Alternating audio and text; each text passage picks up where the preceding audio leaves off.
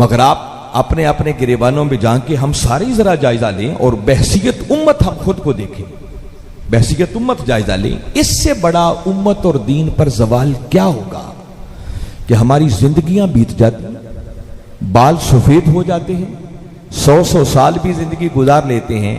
اللہ نے آسمانوں سے ہمارے لیے ایک ہی کتاب نازل کی ہے، مگر ہمیں ڈھنگ سے اپنی وہ کتاب پڑھنی بھی کوئی نہیں آتی۔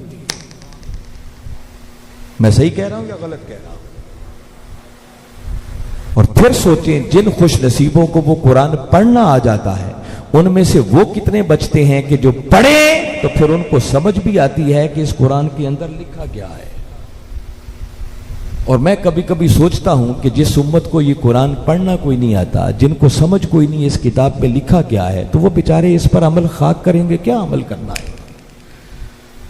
وہ تو مولوی کی چند بتائی ہوئی باتیں یا والدین سے جو ورثے میں مل گئیں، بس ان رٹی رٹائی باتوں پر عمل کر کے بس زندگی کے دن پورے کر رہا ہے، جسے کہتے ہیں نا ڈنگ ٹپاؤ، بس یہ ہو رہا ہے۔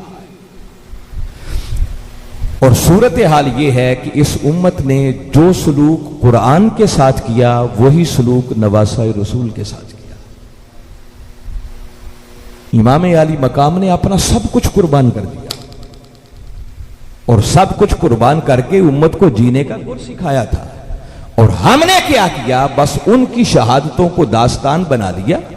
سال کے بعد جمع ہو گئے، اکٹھے ہو گئے، کہا ذرا سنائیں شیعہ حضرات کے ذاکرین اور ہمارے بعض علماء جو اس انداز میں پڑھتے ہیں، بس وہ سنا، روئے دھوئے، لنگر کھایا، اور اس کے بعد اپنے گھر۔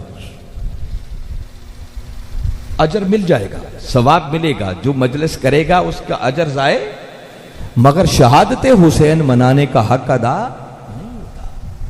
حق تب ادا ہونا تھا کہ ہم اپنی ان نشستوں کو درسگاہ بنا دیں، ایسے لوگوں کو بلا کر ان کو موضوعات دیتے، بابا بتاؤ امام علی مقام نے اتنی بڑی قربانی کیوں دی، ہمارے لیے اس کے اندر سبق کیا ہے؟